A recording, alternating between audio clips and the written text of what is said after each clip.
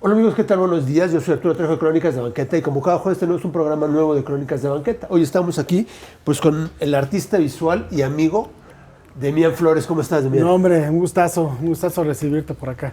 Y fíjate, y aquí porque siempre nos hemos visto en otro lado, en la bota, con Toño, y ahí fue donde nos conocimos, ¿no? Yo creo que sería... En alguna festival por primavera, pero hace Poesía por primavera de hace mucho tiempo. Exactamente. Pero bueno, siempre es bueno vernos por ahí, pero qué bueno recibirte ahora aquí, ¿no? Y porque, bueno, ahí te conocí, te digo que es artista visual, egresado de la UNAM, ¿verdad? Sí, yo estudié artes visuales en la entonces Escuela Nacional de Artes Plásticas, ahora la facultad de la UNAM, que de hecho no está muy lejos de aquí, porque estamos ahorita en mi taller que está ubicado en Xochimilco, Sí. en una colonia que se llama La Cebada, y de aquí pues ya como unos 15 minutos ya llegas ahí a la Escuela de Artes Plásticas, y ahí estudié, soy de la generación 91-95, con una generación bastante interesante, justo una generación bisagra entre digamos, todavía el conocimiento y las prácticas, digamos, de las artes de una manera totalmente tradicional y la incorporación de los lenguajes ya más actuales, contemporáneos, conceptuales, ¿no? Y tú no eres, bueno, él no es de aquí, de la Ciudad de México, digamos, pero tú eres de Juchitán, Oaxaca. Sí, yo soy de Juchitán, que, bueno, y ahí pues crecí algunos años y mi madre es juchiteca. Y vengo de una familia de comerciantes de Juchitán, una familia bastante arraigada, grande, y bueno, dentro de ese contexto de una familia de comerciantes que yo tuve mis primeros, digamos, pues primeros acercamientos al arte. Exacto, que sería donde iba, porque ustedes tienen, bueno, allá en el centro de Oaxaca, un almacén. Sí. ¿De qué es el Víveres Ropa o En Juchitán, en mi pueblo? Ajá. Bueno, mi familia, que es una familia de comerciantes, nos dedicamos a todo. A todo. Yo, ahora mi familia, bueno, se ha diversificado, entonces hay tíos que se dedican, por ejemplo, a la dulcería, y otros que se dedican a la papelería, a la barrotería, ¿no? O sea, realmente, y la familia además es muy amplia y vasta. Entonces, parte de la rama de mi familia hay otros que se dedican a la hotelería, en fin, ¿no? Entonces, es muy grande. ¿Eres el único que se dedica a las artes? Y soy el único que se dedica a las artes, pero en aquellos años, cuando yo niño en Juchitán, digamos que todos los tíos pues eran jóvenes, y entonces el negocio familiar se concentraba en el negocio de mis abuelos, que era una papelería, ferretería, que estaba en aquellos años en los portales de Juchitán, no sé si conozcas. En el mero municipio, abajo hay unos portales, y que es donde está el mercado, y hay algunos accesorios, y una de esas era la tienda de mis abuelos.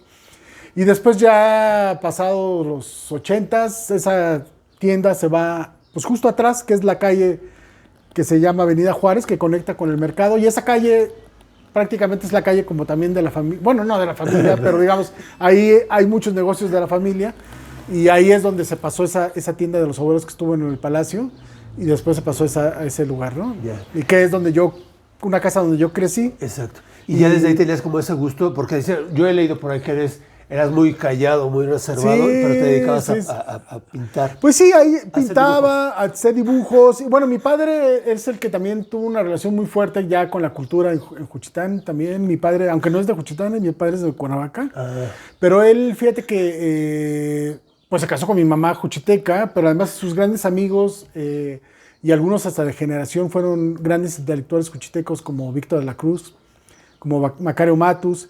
Entonces a él le tocó vivir en Juchitán toda esa parte y también la parte, digamos, del movimiento de la COSEI, que es un movimiento indígena importantísimo, creo yo, porque se sentaron o se pusieron sobre la mesa por primera vez todas las problemáticas que seguimos padeciendo en todos los pueblos, pero que en aquel momento pues hizo un movimiento pues que fue el foco, digamos, pues yo me atrevería a decir que mundial, ¿no? Todos pusieron el ojo justo ahí, a Juchitán. Pero después te unes a otros movimientos como el magisterial.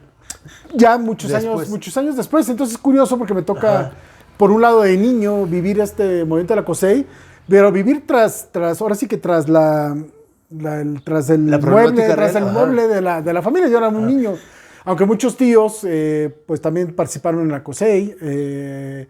Y mi padre, pues obviamente, pues era muy amigo de Francisco Toledo, que pues fue obviamente simpatizante al movimiento, aunque a mi padre más bien le toca hacer la revuelta más bien cultural que hubo, porque se da una coincidencia muy interesante, que es por un lado el movimiento, digamos, o la lucha de la COSEI, y por otro coincide con la llegada de Toledo, después de una gran estancia en Europa, a Juchitán.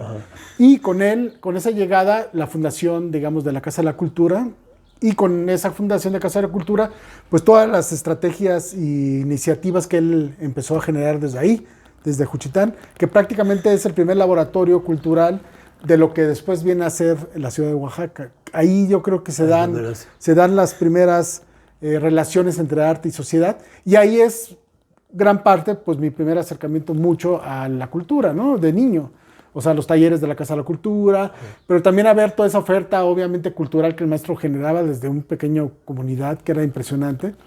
Entonces, por ejemplo, en la Casa de la Cultura había una gran biblioteca de arte, había una sala de arte moderno, que se presentaba pues, no solamente las obras de los contemporáneos a Toledo, como Vicente Rojo, Cuevas, en fin, sino también había una sala de arte internacional, donde ahí se mostraba se mostraba más bien toda la colección que el maestro empezaba a generar, y que después es la colección primera, que después se fue a lo que ahora conocemos como la colección Toledo, que está en el Instituto de las Gráficas, en el Centro Fotográfico Bravo, y que bueno, estamos hablando de miles y miles de obras referentes a la cultura universal, y yo creo de las más importantes, por lo menos de gráfica de América, ¿no? Claro. ¿Y ahí es tu primer acercamiento con Toledo? Sí, bueno, y no, sí, pero yo no recuerdo mucho la relación con Toledo, yo era un niño, tampoco tenía yo las referencias, pero obviamente ahí conocí a Francisco y conocí pues, a todos los intelectuales por mi padre, o sea, Víctor La Cruz, que era muy, muy amigo de mi papá, Macario Matus, que no sé si lo conociste. Del hombre. No, y que él sí, no sé si llegó a ir a la bota. Creo que sí, me imagino que sí. Mira qué bien que tenemos todo el audio local. Exacto. Para todos los amigos que estamos en una colonia que no es una colonia, digamos, endémica aquí de Xochimilco, sino es una colonia que se formó con toda la lucha es como una colonia que más bien se construyó con muchos de las gentes que fueron como migrando, ¿no? Y sobre todo en estas grandes desarrollos que hubieron, sobre todo en la parte de Tepepan, el mismo Xochimilco, pues esto que va desplazando, esa gentrificación que va desplazando a la gente, y que esta colonia pues así se formó. Entonces es una colonia en realidad joven, y antes eran pues plantíos para... Eso es a lo que iba. Yo creo que antiguamente, pues por supuesto que habían sido canales, por supuesto, ¿no? Porque aquí está Cuemanco. Exacto, aquí estamos al lado justo de lo que es uno de los pulmones más grandes de México, que es, ¿no?, el ecológico, ¿no?, de Xochimilco. Exacto. ¿No? Entonces, esta colonia, pues, es una colonia que justo pues, tiene una parte como de irregular, tiene una parte regular, pero que mucho del logro de esta colonia pues, se ha hecho como las grandes colonias en la Ciudad de México, pues, a base de la lucha social, ¿no? Y ahora, bueno, pues ya es una colonia muy, muy, muy grande, que nos acaban de poner un metrobús aquí enfrente, al lado, entonces ya está conectada a esta gran urbe. Y que a veces somos contradictorios porque la gente se enoja y se molesta, ¿no? Y después terminamos pues usándolo porque es parte de... No, claro. O sea, eso tiene que... Somos muchos ya demográficamente, entonces tenemos que ir avanzando. Claro. Pues sí, mayor vivienda, porque eso, ¿dónde lo vamos a poner? Transporte, pues por supuesto, o sea, esto tiene que ir... No, totalmente. Y esta colonia por eso tuvo un desarrollo muy fuerte, porque curiosamente toda esa gente que se iba moviendo, migrando y que vinieron a este punto, se vinieron a este punto justo porque antes, hasta hace unos años, era un punto casi imposible de llegar. Exacto. Sí, ¿no? Entonces, pues obvio, ¿no? Y ahora, bueno, con esta conexión, ya por ejemplo esta colonia de pues 1 año o 2 años que se puso este Metrobús, un poco más tal vez, ha cambiado muchísimo, sí, ¿no? Claro, ya hay otro tipo de migración, otro tipo de gente que está llegando. Y ellos le llevan otro valor, ¿no? Bueno, obviamente que no era el valor que tenía en un origen, ¿no? ¿no? Pero bueno, pues estamos aquí en este barrio de Xochimilco. Pero bueno, regresando un poco a Juchitán, pues sí, ese fue el principio, digamos, de una relación mía con un acercamiento, digamos, a la cultura, a las artes, pero sobre todo yo creo que ahí viene mi primera gran escuela, pues que fue conocer a todos estos creadores, artistas, pensadores, intelectuales, que la verdad que fue una cosa increíble y maravillosa, ¿no? Ya mi relación con Francisco fue mucho después, casi ya entrando a la escuela, justo en la ENAP, que mi padre me lleva a conocerlo a la ciudad de Oaxaca, que además Juchitán es muy lejos de la ciudad de Oaxaca, entonces nosotros, hasta hace poco, ahora ya hay una relación mucho más cercana y los jóvenes van a estudiar artes, por ejemplo, a la UAPJO, hay una oferta cultural ahora por todo lo que el maestro Toledo también creó en Oaxaca, donde los jóvenes se acercan, pero antes no, antes nosotros en el Istmo íbamos más a Puebla, mismo a la Ciudad de México, pero además los trayectos eran directos, no teníamos para qué pasar a la ciudad de Oaxaca, no había mucho. Entonces, yo por ejemplo no tuve, o ninguno yo creo del Istmo tuvo mucha relación con la ciudad de Oaxaca, como es ahora. Yeah. Entonces me acuerdo que en aquellos años, antes de entrar yo a la escuela, mis padres me llevó a Oaxaca a conocer al maestro Toledo, él ya viviendo ahí. Y bueno, sí iba mucho a Oaxaca con mi abuelo juchiteco, a hacer cosas de compras y cosas que él tenía que hacer también, de cuestiones de papeleos, ¿no? Pero yo creo que ahí es cuando yo no solamente conozco al maestro Toledo, sino yo creo que también descubro a la ciudad de Oaxaca, digo, wow. Entonces, y ahí prácticamente, cuando llego a conocer al maestro, pues empieza una relación ya de, pues yo podría decir que de maestro-alumno, porque yo voy con él a una especie, empiezo a viajar constantemente a Oaxaca a verlo, porque él pues sí, me abre las puertas de su espacio, que en ese entonces era el principio del Yago, empezar a leer los libros que el maestro me daba, las gráficas, yo pude tener en mis manos, revisar toda esa colección que ahora pues es una colección casi intocable, pues yo las tenía en mis manos, los Goya, los Piranesi, ¿no? Entonces yo aprendí, tuve una escuela, digamos, paralela con el maestro Toledo, desde que empecé a estudiar, y bueno, pues obviamente todo eso se fue, pues fue creciendo nuestra relación, pues al cabo de los años, ¿no? Al nivel de prácticamente yo irme a vivir a Oaxaca por ahí del 2006, justo casi por invitación del maestro.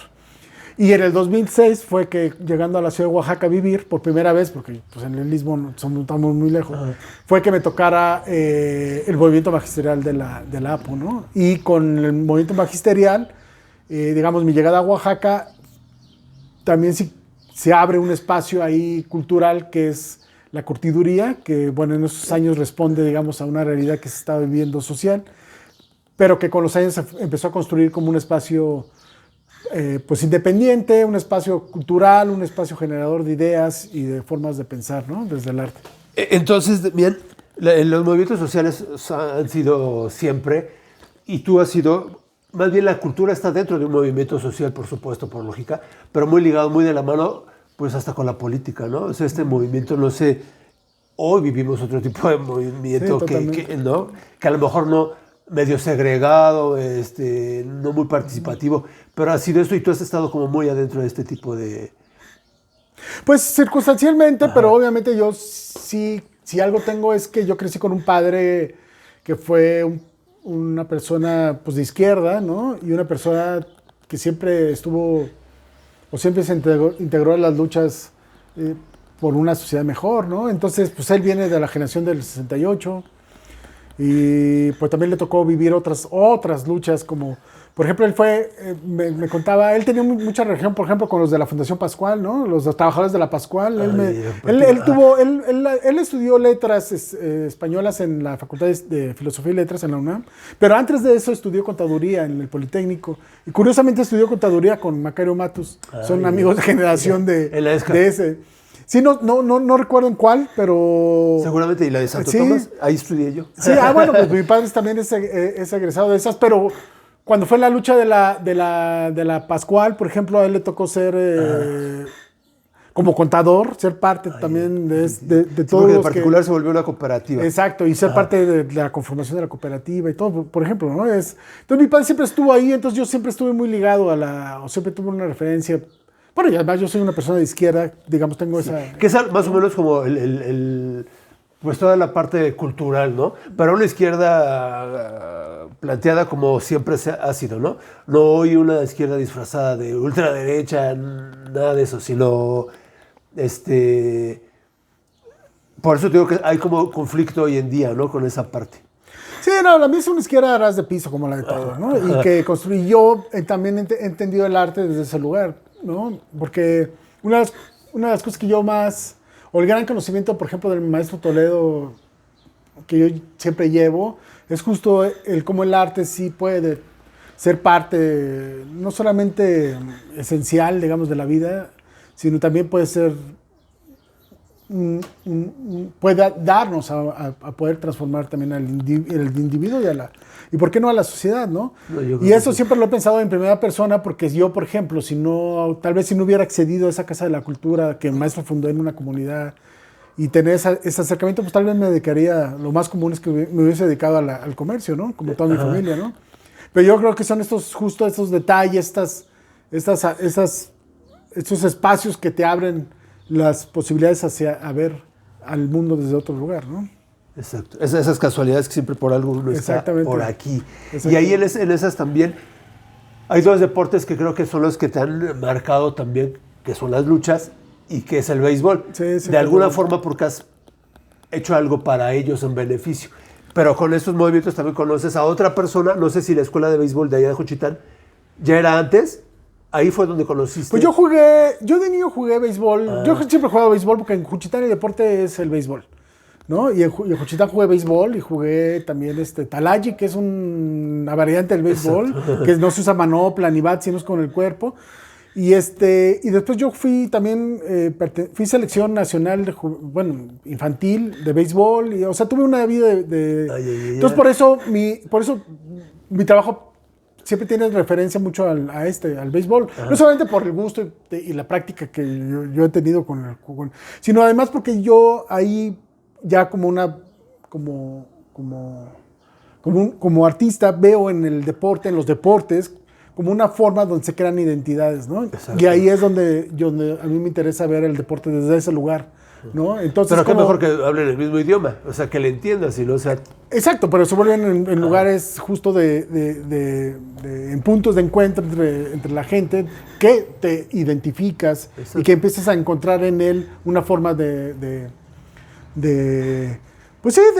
relacionarte con los otros y con el propio deporte, ¿no? Entonces eso pues, se da en todas las... Y el béisbol pues es una... Y la lucha libre pues ¿qué más? ¿No? Es el béisbol clásico. Es el rey de los deportes y la lucha libre es 100% mexicana. Sí, pero bueno, entonces en el béisbol yo he hecho mucha obra relacionada con esto. Tan es así que ahorita todavía, y lo invito a toda la gente que está viéndonos en este programa, que pueden ir al Museo de los Diablos, y ahí en los Museos de los Diablos está una exposición totalmente de béisbol. y porque la gente, quien te explica ahí, yo se lo decía a Toño, te admira, ¿eh? O sea, vas y gran parte de la obra, yo creo que la gran mayoría es tuya, y quien está explicando, hablo bien de ti. Bueno, pues ese es el béisbol. Y la lucha libre igual, pero la lucha libre, fíjate que fue distinto, porque, bueno, sí, desde la identidad, pero ahí fue diferente, porque yo esa serie la empecé a hacer, curiosamente, más por o sea, estamos hablando del momento del DZLN, y para mí fue muy fuerte y muy importante, y la forma de aproximarme yo a ese momento, fíjate, fue a partir de la lucha, por la idea de la máscara.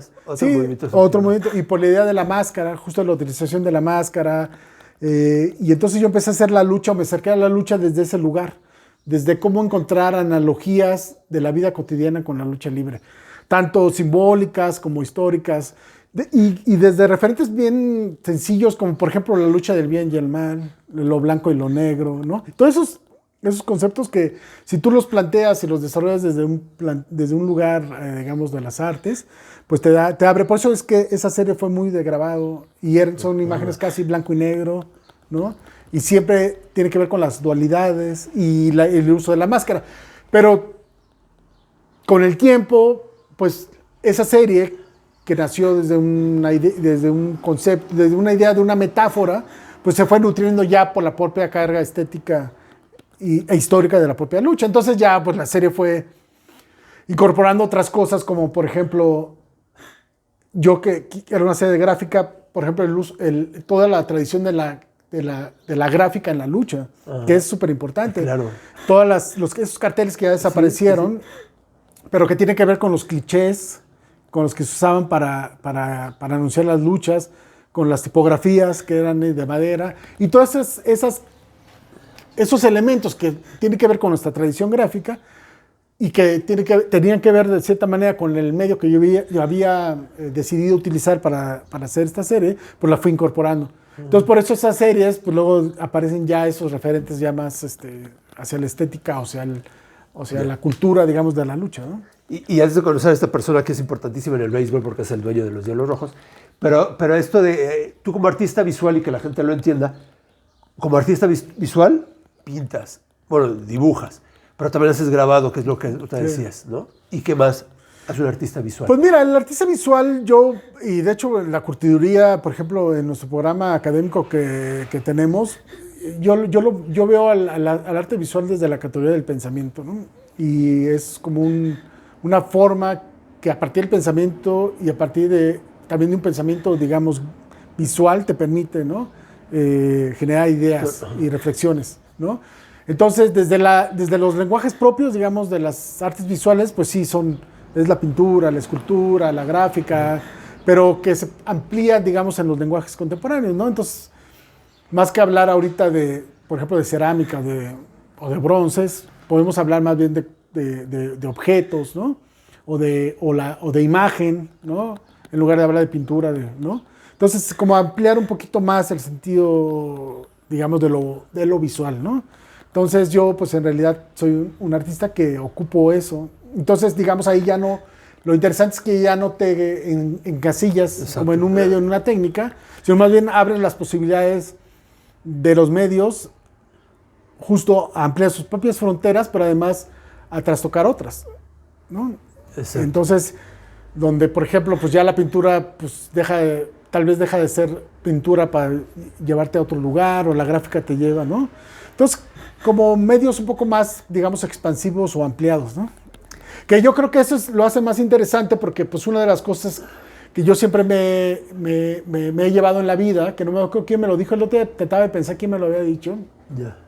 No sé si fue hasta el mismo maestro Toledo, de que pues uno no podía dejar de sorprenderse, ¿no? Todo el tiempo, porque cuando dejas de sorprendente prácticamente era como una anulación, ¿no? Y yo creo que en los lenguajes y en el arte lo mismo, ¿no? O sea, yo creo que más rico es cuando tú mismo te quitas tus propias ataduras y ves justo que esos lenguajes pueden ampliarse y pueden abrirse, ¿no? Y puedes tener una capacidad, pues sí, o una amplitud, ¿no? Del conocimiento, ¿no? Porque entonces en ese momento, pues siempre vas a estarte sorprendiendo de todo, ¿no?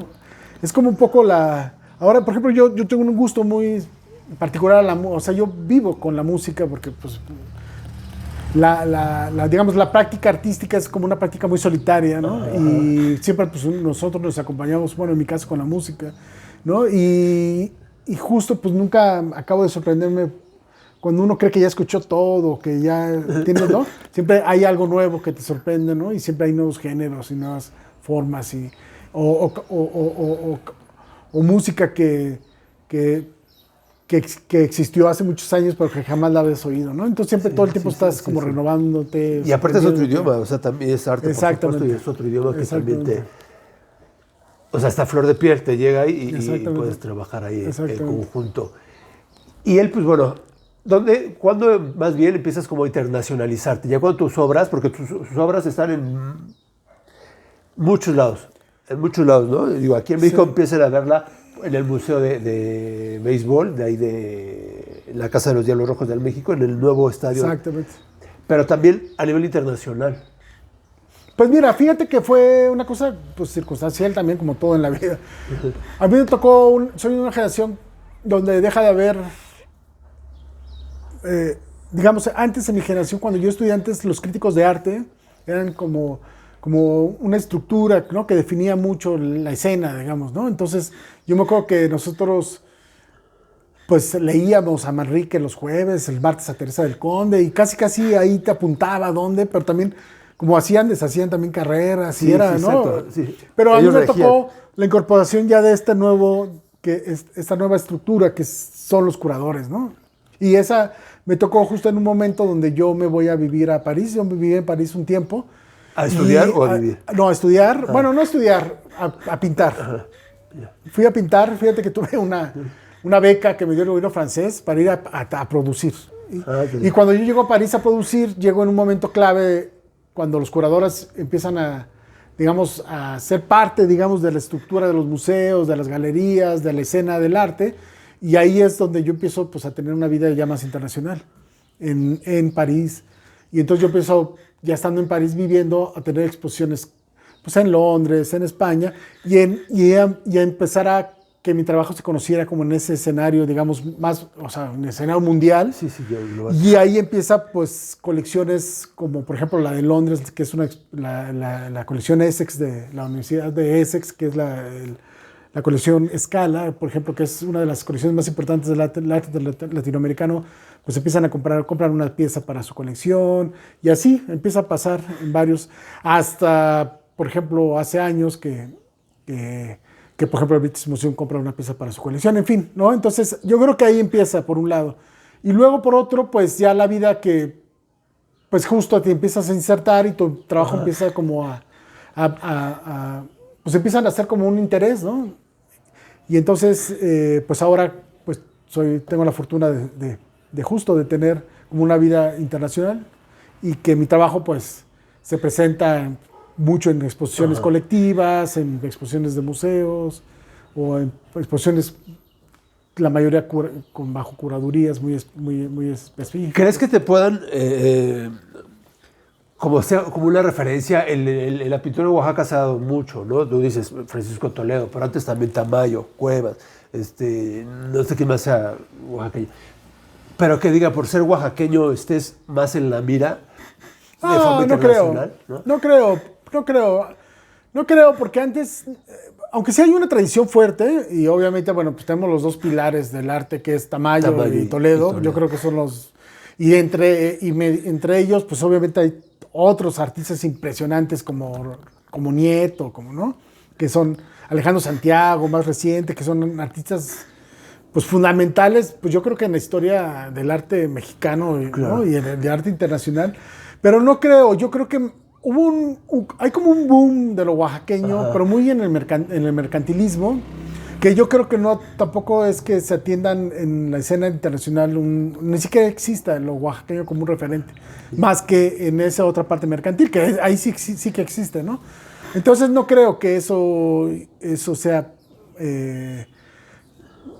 o que eso interese, ¿no? En la escena internacional por venir de un lugar u otro, ¿no?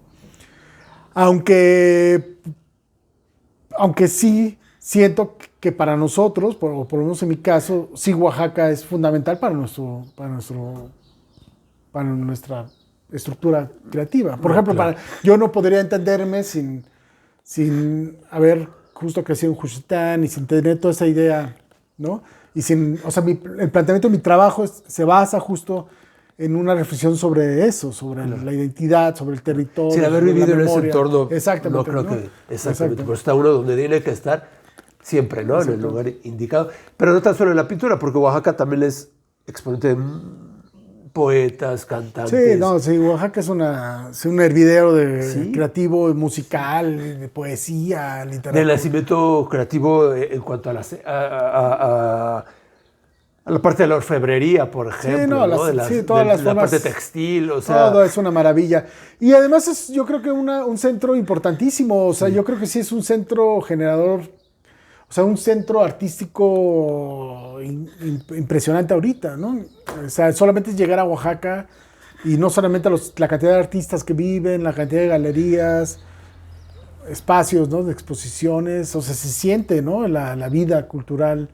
Y que además yo creo que lo interesante de Oaxaca es que tiene cabida todo, las expresiones, ¿no? Sí. ¿No? Y entonces ahí se rompe un poco esa idea del arte desde un lugar como elitista, ¿no? Donde tú en Oaxaca justo ves cómo el arte justo está dentro de la vida cotidiana, ¿no? Que yo creo que eso antes era lo interesante del arte, que creo que eso lo ha alejado poco a poco de lo social. Pero antes, pues el arte debía estar, o debe ser parte de la canasta básica, ¿no? Sí, por supuesto. Y ahí en toda esta comunidad que has logrado hacer, entre artistas y demás, empresarios, por ejemplo, que son los que te han hecho ir al museo, al museo de béisbol. Esta persona que yo creo que también es pues el gran divulgador o difusor de la cultura, como lo es Alfredo Harpelú. ¿no? Porque también, aunque cuando estaba en Banamex, también está la fundación ahí que hace el arte.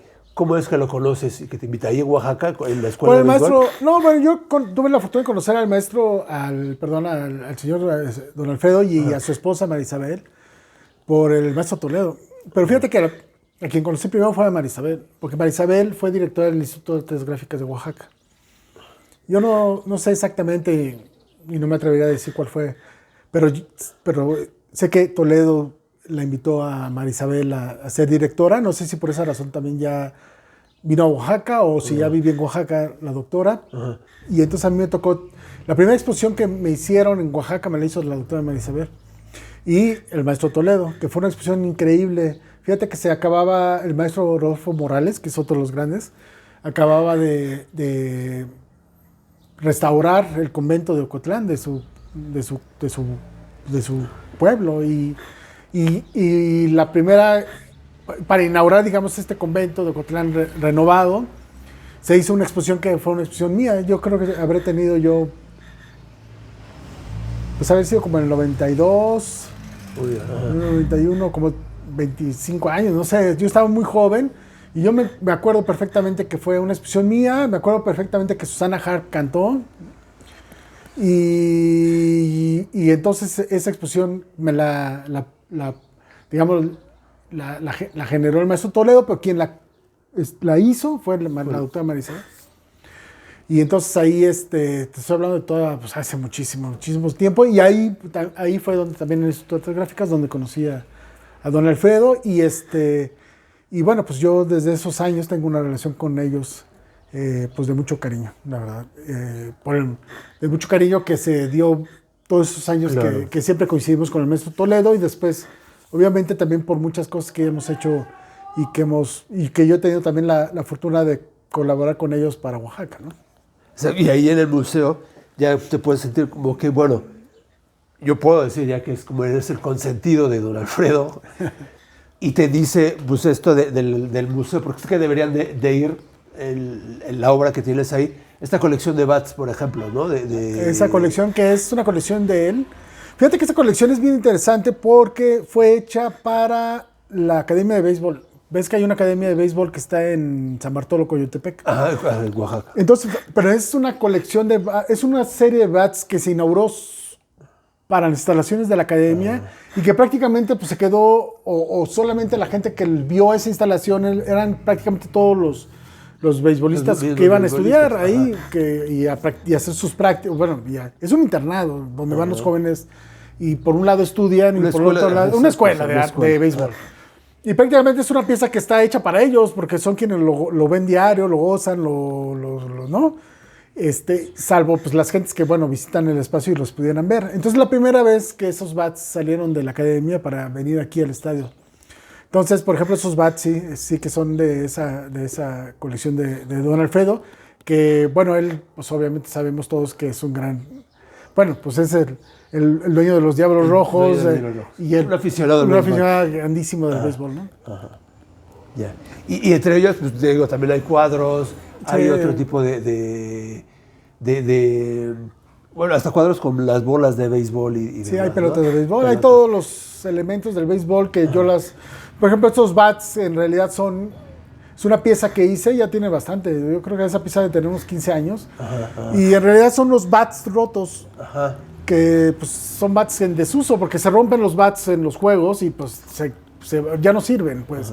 Normalmente esos bats se van pues, a la basura o no sé qué destino tengan, pues ya no tienen ningún destino y ninguna función, pues, o sea, porque ya no se pueden reparar. Entonces, a mí en algún momento vi esos bats y yo agarré algunos y los empecé a transformar justo, como a intentar regresarle como un valor, como volver o sea, el bat antes del uso tiene un valor estético, es bellísimo el bat como objeto, ¿no? Y al momento de que están rotos, pierde como su funcionalidad y entonces puedes regresar ese valor estético.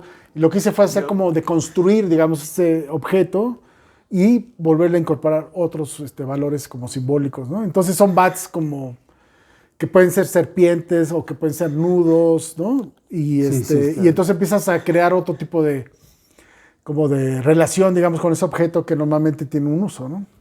Exacto.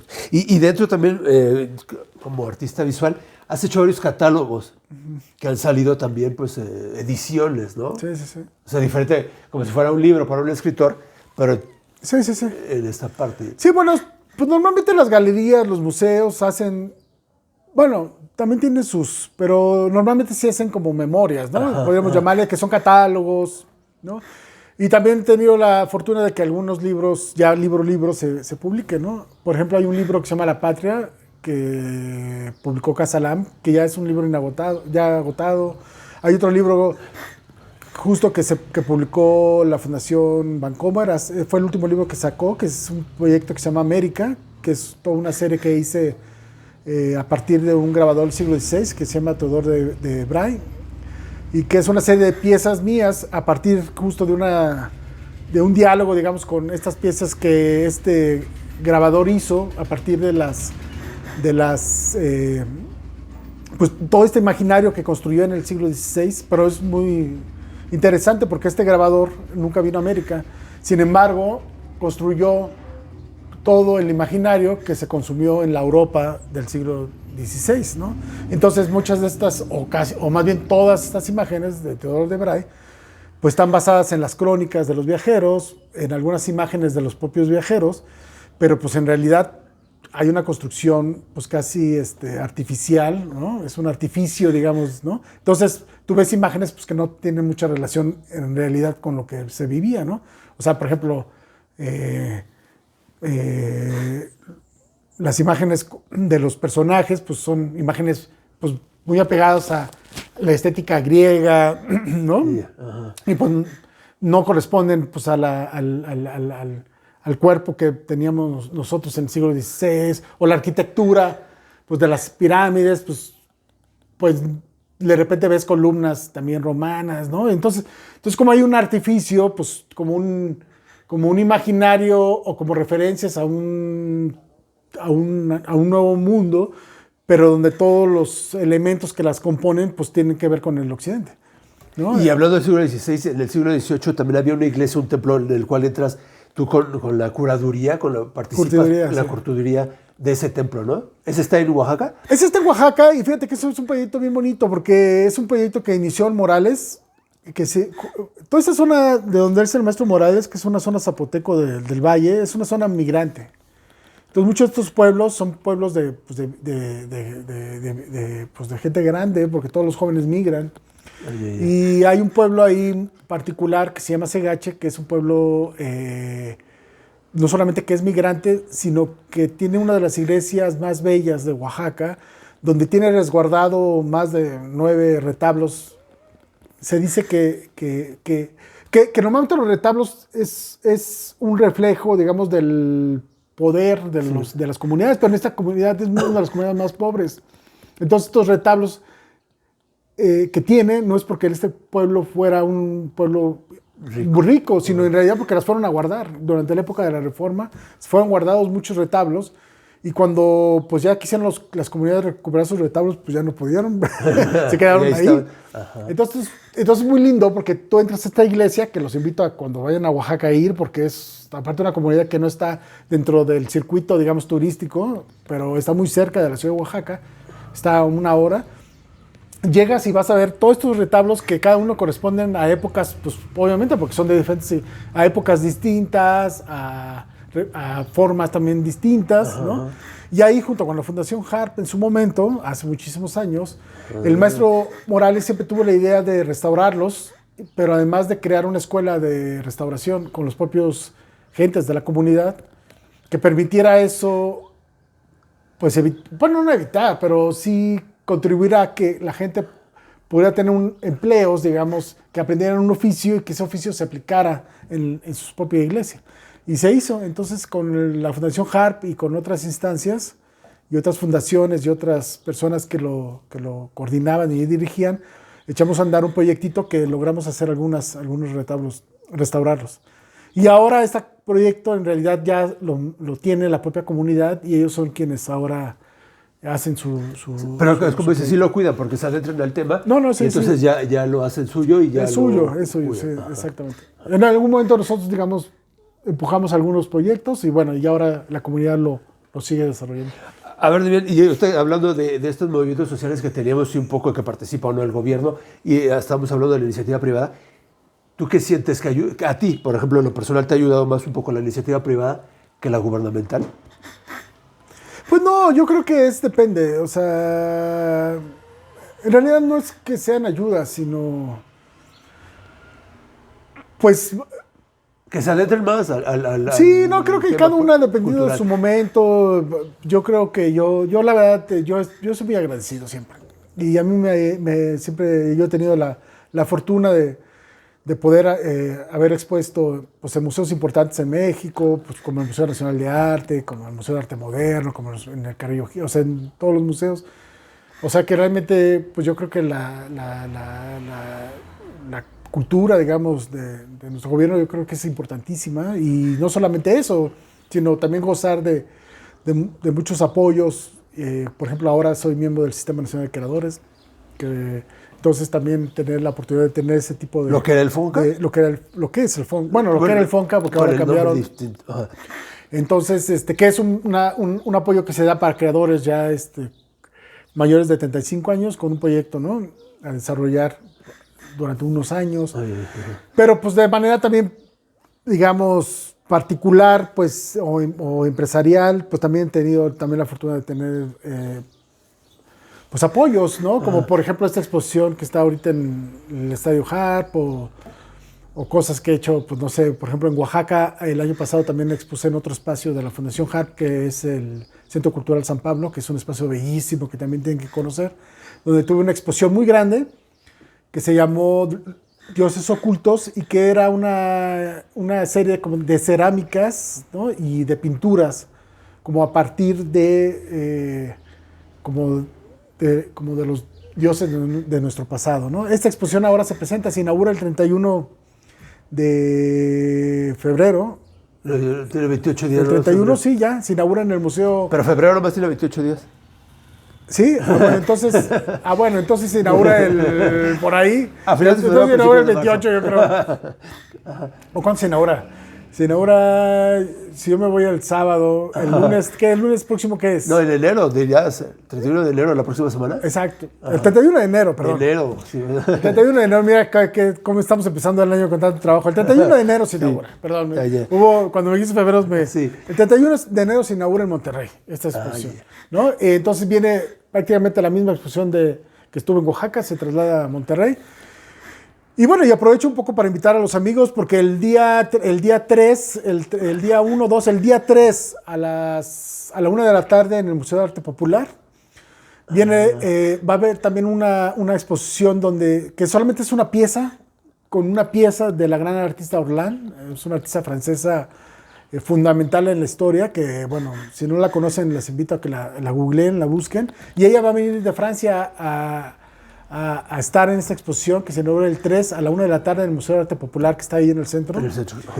Y después Orlan va a tener una exhibición ese mismo día a las 4 de la tarde en la Galería Terreno Baldío, que está en la Colonia Roma. A las 4 de la tarde va a tener un show donde van a ver también unas piezas mías, porque yo hice con ella un diálogo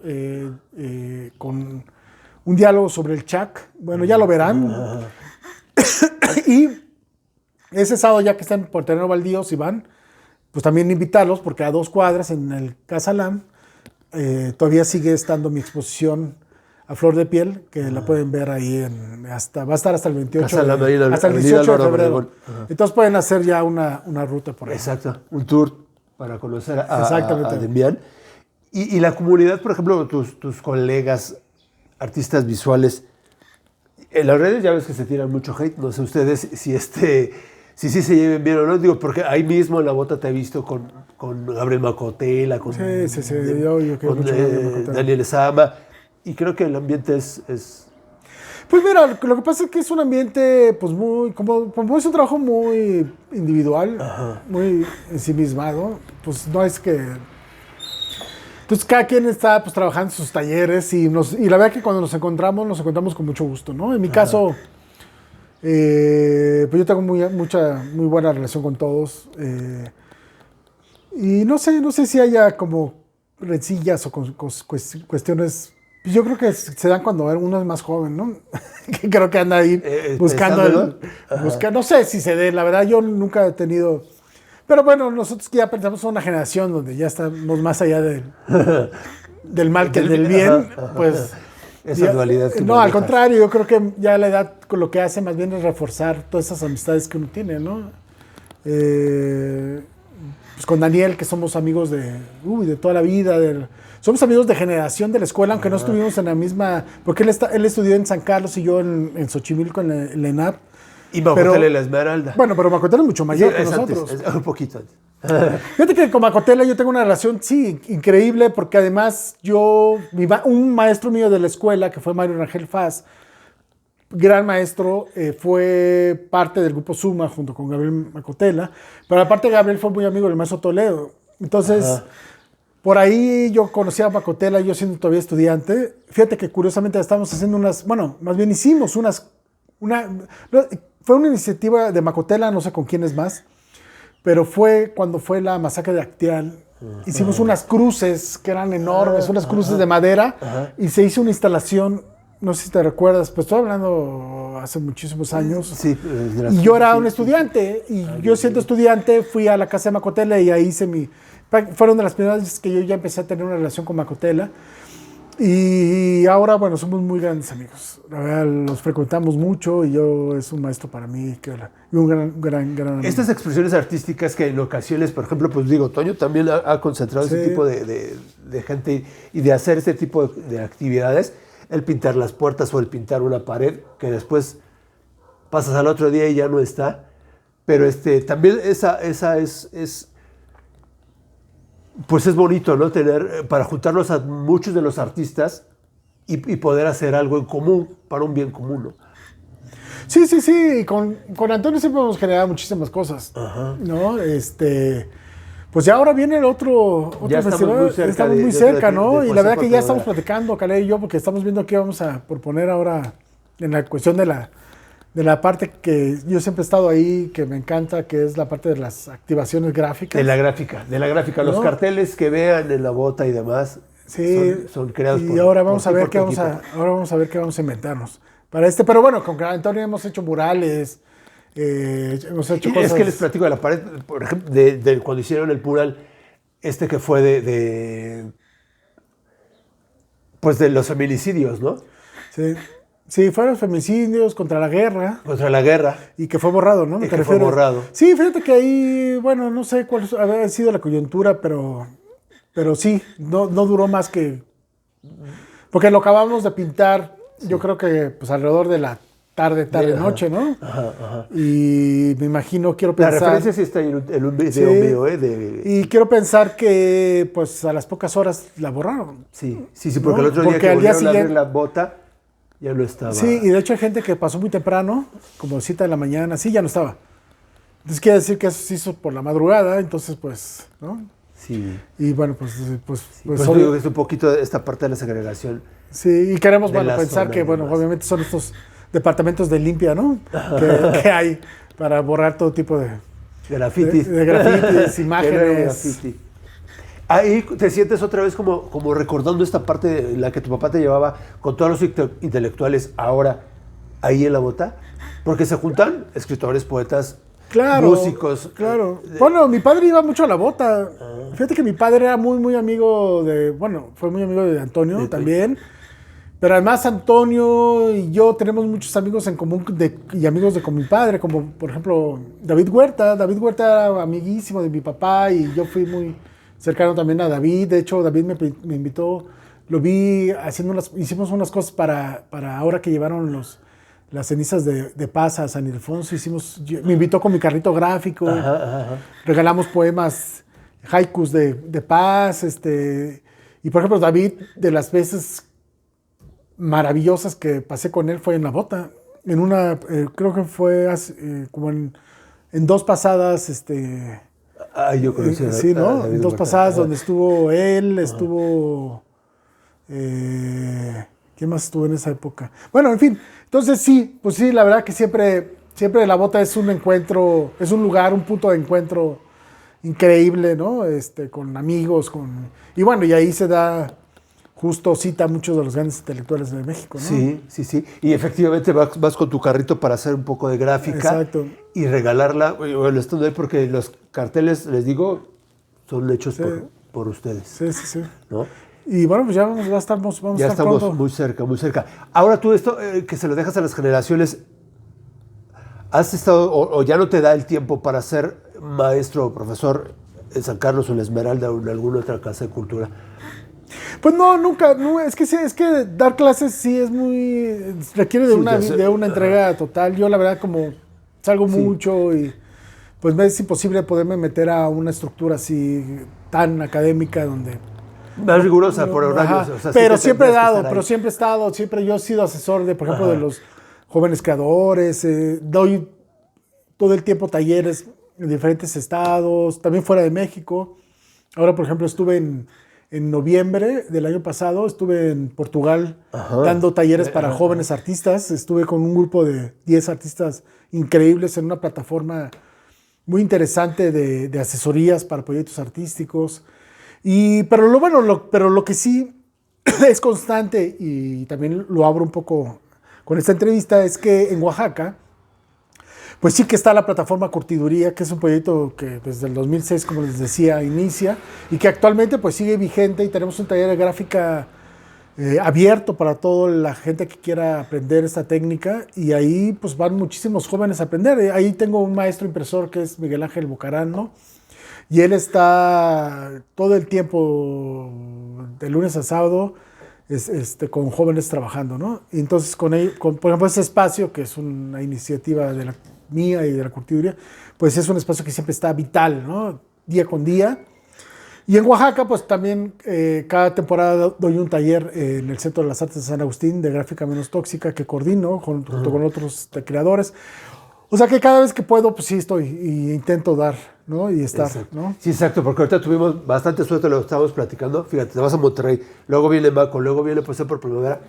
Era hoy para entrevistarte, y si no, tendría que ser ahí en marzo. No, pero yo con La mucho Bota. gusto, ya sabes que con mucho cariño siempre. No, gracias, de verdad, conocimos un poquito de ti. Vean, que te googleen también para que vean las obras que has hecho. Sí, y que vayan sí, ahí sí. al Museo de Béisbol. ¿Dónde más tienes ahorita? Pues, el Casalam. Pues está en Casalam, luego está lo del estadio de béisbol. Estadio de béisbol. ¿Qué más? Y bueno, y ahorita lo que viene, que va a estar en el Museo de Arte Popular, la pieza del mes. Exacto. Luego Los que viene... están en Monterrey. Está lo de Monterrey, y luego, ¿qué más? Maco. Zona Maco también, voy a estar con la Galería Etra. Ahí pueden llegar a Zona Maco y ver el stand de la Galería Etra. Va a haber una serie de piezas, unas cerámicas recientes, entonces también va a estar bueno para ver esa Y a ver, parte. tú como oaxaqueño, aquí nos despedimos. ¿Qué más te gusta, el tequila o el mezcal? No, pues indudablemente el mezcal, siempre, de toda la vida, Exacto, con su gusanito. con todo. Gracias, amigos, y nosotros nos vemos el próximo jueves con otra entrevista más. De verdad, muchísimas No, hombre, gracias. al contrario, muchas gracias y saludos a todos. Gracias, hasta luego.